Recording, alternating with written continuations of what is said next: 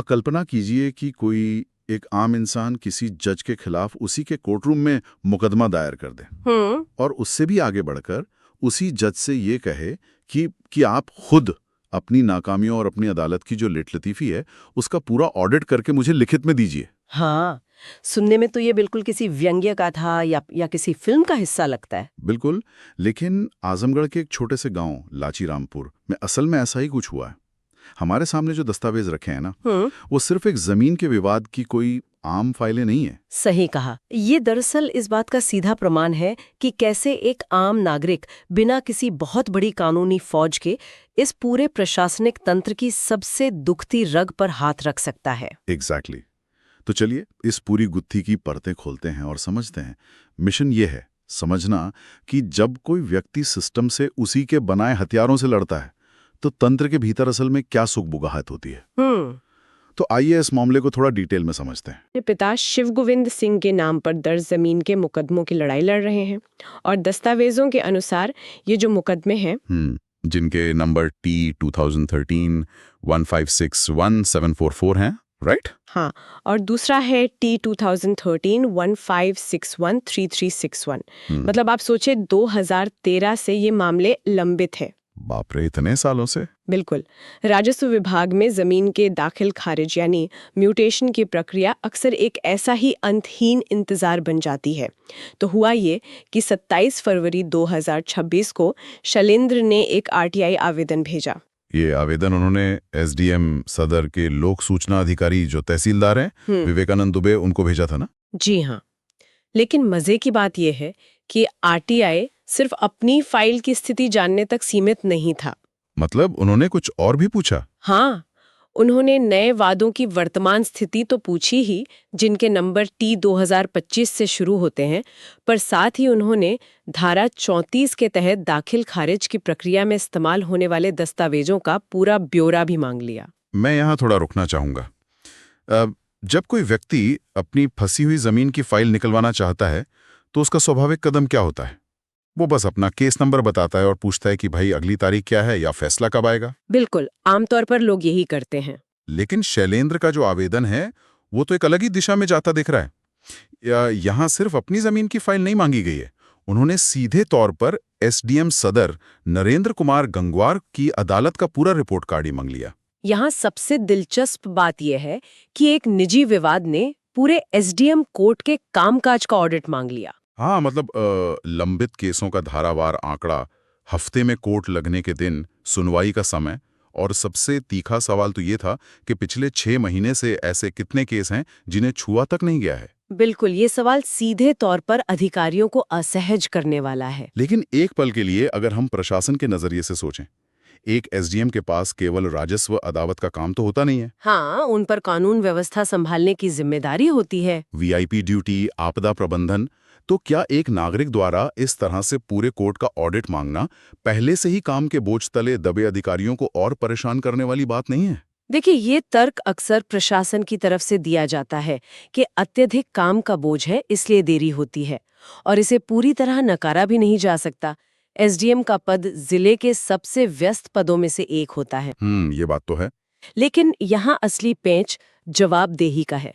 काम का बोझ देरी का कारण हो सकता है, लेकिन वो किसी भी प्रक्रिया को पूरी तरह अपारदर्शी बनाने का बहाना नहीं हो सकता। मतलब आप कह रहे हैं कि शैलेंद्र का ये कदम इसलिए महत्वपूर्ण है क्योंकि वो ये नहीं कह रहे कि मेरा काम कल ही कर दो। एग्जैक्टली। वो एक बहुत ही तार्किक सवाल पूछ रहे हैं कि भाई, आपकी कार्यक्षमता या प्रोडक्टिविटी का मानक आखिर है क्या? सही बात है। जब कोई नागरिक ये पूछता है कि पिछले 6 महीने से कितनी फाइलें मेज पर धूल फांक रही हैं, तो वो दरअसल उस विवेकाधिकार को चुनौती दे रहा होता है। विवेकाधिकार या जिसे अंग्रेजी में डिस्क्रिप्शन कहते हैं। हाँ, जिसके तहत अधिकारी ये तय करते हैं कि कौन सी फाइल पहले आगे बढ़ेगी और कौन सी सालों तक दबी रहेगी। ये कदम नौकरशाही को परेशान करने के लिए नहीं है, बल्कि उस मनमानी को रोकने के लिए है जो अक्सर काम के बोझ की आड़ में छिप जाती है। ये नजरिया तस्वीर को काफी साफ करता है। यानी लड़ाई सिर्फ समय की नहीं बल्कि प्राथमिकता तय करने की उस अपारदर्शी प्रक्रिया की है। बिल्कुल। अब जब ये तीर कमान से निकल गया और इतनी सीधे सवाल तहसीलदार महोदय की मेज पर पहुंच गए, तो उसके बाद जो हुआ वो और भी दिलचस्प है। हाँ, प्रशासन की प्रतिक्रिया या यूं कहें कि प्रतिक्रिया का न होना। एग्जैक्टली हमारे दस्तावेज बताते हैं कि पूरे 30 दिन बीत गए और प्रशासन की तरफ से कोई जवाब नहीं आया। न कोई फोन, न ईमेल, न कोई चिट्ठी, पूरी तरह से सन्नाटा। ये तो ब्लैक होल में चिट्ठी डालने जैसा हो गया, जहां से रोशनी भी वापस नहीं आती। तो इस तरह की चुप्पी को हम कैसे समझें? क्या ये महज एक प्रशासनिक लापरवाही है या फिर सिस्टम जानबूझकर चुप रहता है ताकि सवाल पूछने वाला थक कर हार मान ले? इस सन्नाटे को केवल अज्ञानता या फाइल के गुम हो जाने के रूप में देखना एक बहुत बड़ी भूल होगी। प्रशासनिक ढांचे में जब कोई ऐसा आवेदन आता है जो सीधे तंत्र की कार्यप्रणाली पर सवाल उठाता है, तो चुप्पी एक बहुत ही कारगर हथियार बन जाती है। अच्छा, इसे हथियार की तरह इस्तेमाल किया जाता है? बिल्कुल। इसे वेटिंग आउट की रणनीति कहा जा सकता है।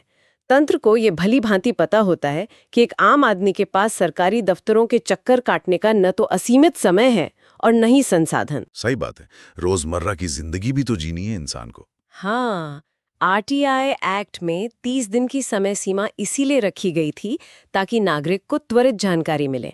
लेकिन जब वही समय सीमा बिना किसी जवाब के गुजर जाती है, तो ये आवेदक के धैर्य की परीक्षा बन जाती है।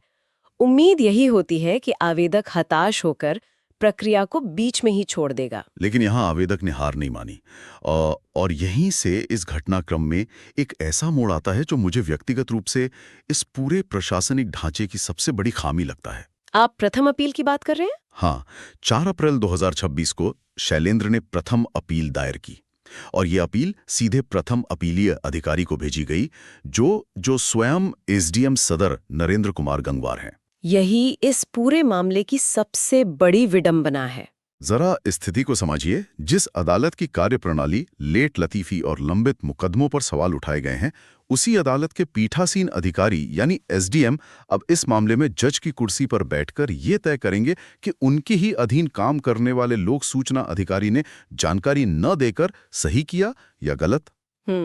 ये तो बिल्कुल वैसे ही हो गया ना जैसे किसी छात्र को खुद अपनी फेल हुई आंसर शीट चेक करने और खुद को नंबर देने का अधिकार दे दिया जाए। क्या ये ढांचागत खामी इस पूरे कानून के मूल उद्देश्य को ही खत्म नहीं कर देती? ये निश्चित रूप से इस व्यवस्था का एक बहुत बड़ा ढांचागत अंतर्विरोध है। जब अपील उसी प्राधिकारी के पास जाती है जिसके काम की मूल रूप से समीक्षा होनी है, तो निष्पक्षता की उम्मीद करना बेमानी सा लगता है। तो फिर कानून बनाते वक्त ऐसा क्यों सोचा गया? देखिए, इसे इस तरह से डिजाइन करने के पीछे मूल तर्क ये था कि विभाग का वरिष्ठ अधिकारी अपने कनिष्ठ अधिकारी, इस मामले में तहसीलदार को आदेश देकर तुरंत सूचना दिलवा सकेगा, क्योंकि विभागीय पदानुक्रम में वो सबसे सक्षम व्यक्ति है। कागज पर तो ये तर्क सही लगता है। हाँ, लेकिन जमीनी हकीकत में ये अक्सर हितों के टकराव यानी कॉन्फ्लिक्ट ऑफ इंटरेस्ट का एक क्लासिक मामला बन जाता है। अधिकारी एक दूसरे का बचाव करने लगते हैं। तो ऐसे में एक आम नागरिक के पास क्या विकल्प बचता है?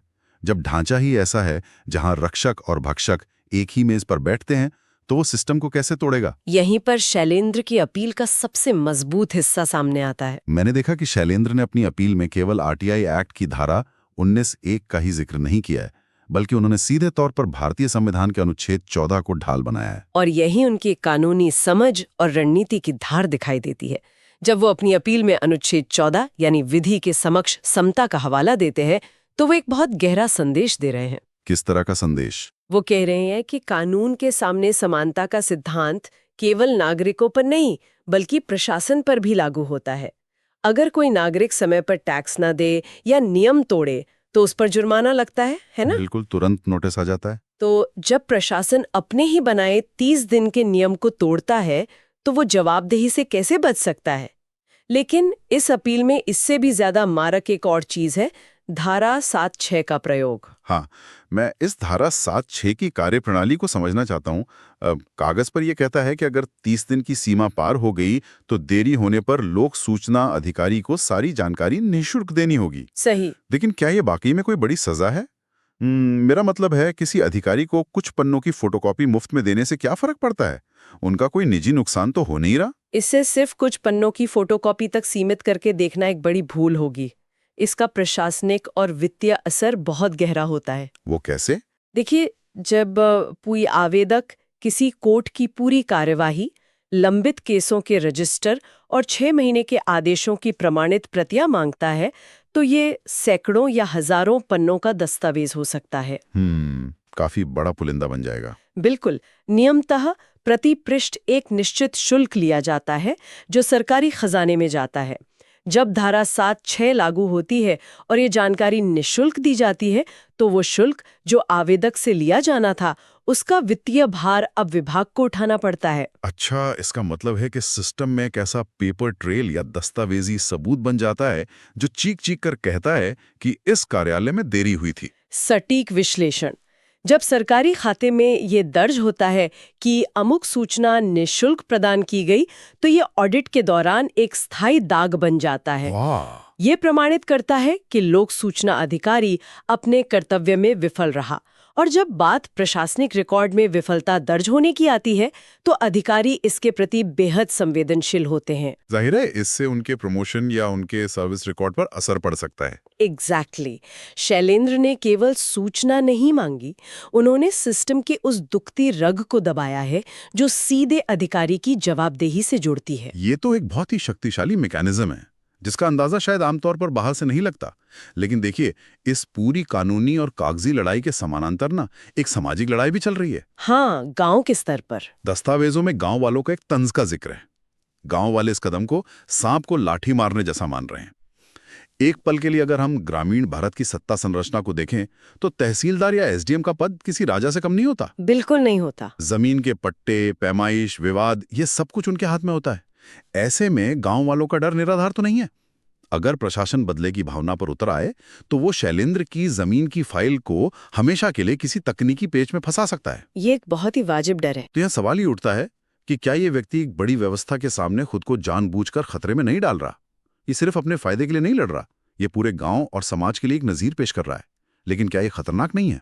गांव वालों का जो डर है, वो पूरी तरह से ग्रामीण सत्ता समीकरणों की कठोर वास्तविकता पर आधारित है। राजस्व अधिकारी के पास अपार विवेकाधिकार होते हैं। वो किसी भी सीमांकन या दाखिल खारिज को किसी छोटी सी त्रुटि का हवाला देकर सालों तक अटका सकते हैं। तो ये सांप को लाठी मारना केवल एक मुहावरा नहीं है, ये उस खौफ का प्रतीक है जो पीढ़ियों से चली आ रही सामंती और नौकरशाही व्यवस्था ने पैदा किया है। सही कहा। लेकिन हमें उस मानसिकता को समझना होगा जो इस खौफ के पार जाती है। शैलेंद्र का इस पर क्या जवाब था? उन्होंने कहा था कि सांप अगर कानून का रक्षक बन जाए तो लाठी की जरूरत ही क्या है। एग्जैक्टली। और जब प्रथम अपीलीय अधिकारी खुद एसडीएम सदर हो, तो उम्मीद जरूर है। ये स्पष्ट करता है कि शैलेंद्र इस जोखिम को समझते हैं। वो जानते हैं कि वो एक सोए हुए तंत्र को जगाने की कोशिश कर रहे हैं जो पलटकर उन पर ही वार कर सकता है। और शायद यही वो जिद है जो बदलाव की जमीन तैयार करती है। रात के वक्त लालटीन की रोशनी में पुरानी खतौनी और बरसों पुरानी मुकदमों की कॉपियों को खंगालता हुआ एक आम नागरिक, ये कोई आसान काम नहीं है। बिल्कुल नहीं। ये सिर्फ एक जमीन के टुकड़े का मोह नहीं हो सकता। ये उस व्यवस्था से एक बुनियादी सवाल पूछने की हिम्मत है जो मान बैठी है कि उससे कोई सवाल नहीं पूछा जाएगा। अगर हम इसे बड़े परिप्रेक्ष्य में देखें, तो शैलेंद्र जैसे लोग लोकतंत्र में चेक एंड बैलेंस का काम करते हैं। वो व्यवस्था को उसी के बनाए कानूनों की याद दिलाते हैं। जब हम चेक एंड बैलेंस की बात करते हैं, तो हम अक्सर सुप्रीम कोर्ट या संसद जैसी बड़ी संस्थाओं के बारे में सोचते हैं। लेकिन असली नियंत्रण जमीनी स्तर पर तब स्थापित होता है जब एक आम नागरिक लालटेन की रोशनी में बैठकर भारतीय संविधान के अनुच्छेद 14 की बात करता है। सच में, तब दफ्तर की दीवारें वाकई हिलती हैं। ये सच की आवाज है जो दब नहीं सकती। क्योंकि आरटीआई असली राज की तलाश है। इस पूरी चर्चा को अगर हम समेटें, तो आजमगढ़ के एक छोटे से गांव से उठी ये आवाज किसी एक व्यक्ति की हताशा का प्रतीक नहीं है। ये उन लाखों फाइलों की आवाज है जो देश भर के सरकारी दफ्तरों में धूल फांक रही हैं। सही कहा। ये जानना हर किसी के लिए जरूरी है, क्योंकि सूचना कोई एहसान नहीं है, ये एक अधिकार है। ये कहानी सिखाती है कि बिना डरे जवाबदेही कैसे तय की जा सकती है। बिल्कुल। अब सबसे बड़ा सवाल यही है कि क्या प्रथम अपीलीय अधिकारी के रूप में एसडीएम सदर नरेंद्र कुमार गंगवार अपने ही कोर्ट के खिलाफ कोई सख्त कदम उठाएंगे? हाँ, क्या विवेकानंद दुबे वो सही प्रमाणित प्रतियां भेजेंगे, या ये अपील भी लंबित केसों की लिस्ट में जुड़ जाएगी? ये देखना बहुत दिलचस्प होगा। लेकिन जाते जाते मेरे दिमाग में एक बहुत ही गहरा सवाल जन्म ले रहा है जिस पर हम सबको विचार करना चाहिए। क्या सवाल है? हमने ढांचागत खामियों की बात की और देखा कि कैसे एक व्यक्ति सिस्टम को कटघरे में खड़ा कर सकता है। लेकिन जरा सोचिए, आज हम उस युग में हैं जहां एक साधारण सा स्मार्टफोन हमारे रोजमर्रा के हर काम का डेटा रखता है। वो तो है। तो अगर एक कानून नागरिकों को सवाल पूछने का पूरा हक देता है, लेकिन उस सवाल का जवाब देने वाली मशीनरी खुद उसी लाल फीताशाही का हिस्सा हो जिसके खिलाफ वो सवाल पूछा गया है। तो क्या हमारे प्रशासनिक तंत्र में कोई ऐसा डिजिटल एल्गोरिदम या स्वचालित प्रणाली नहीं हो सकती जो खुद ब खुद इन देरी वाली फाइलों पर लाल झंडी उठा दे? ये बहुत ही बढ़िया पॉइंट है। मतलब अगर कोई फाइल 30 दिन या 6 महीने तक किसी मेज से आगे नहीं बढ़ती है, तो उसके लिए किसी नागरिक को आरटीआई का फॉर्म भरने, 30 दिन इंतजार करने और फिर अपील करने की आवश्यकता ही क्यों पड़नी चाहिए? क्या हमें सिर्फ कागजी कानूनों से आगे बढ़कर कोई तकनीक संचालित व्यवस्था नहीं बनानी चाहिए जहां देरी स्वतः ही एक दंडनीय आंकड़ा बन जाए? पर सवाल ये भी है कि क्या सदियों पुरानी नौकरशाही उस नए एल्गोरिथम को भी अपने हिसाब से मैनेज करने का तरीका नहीं खोज लेगी? एग्जैक्टली। क्या कोई ऐसा स्वतंत्र चेक एंड बैलेंस तंत्र बन सकता है जो सिस्टम को सिस्टम से ही बचा सके? ये एक ऐसा सवाल है जिसे हम सबको अपने स्तर पर खोजना होगा। खैर, आज की इस गहरी चर्चा में हमारे साथ जुड़ने के लिए बहुत बहुत धन्यवाद। हम फिर मिलेंगे एक नए मुद्दे की गहराइयों को नापने के लिए।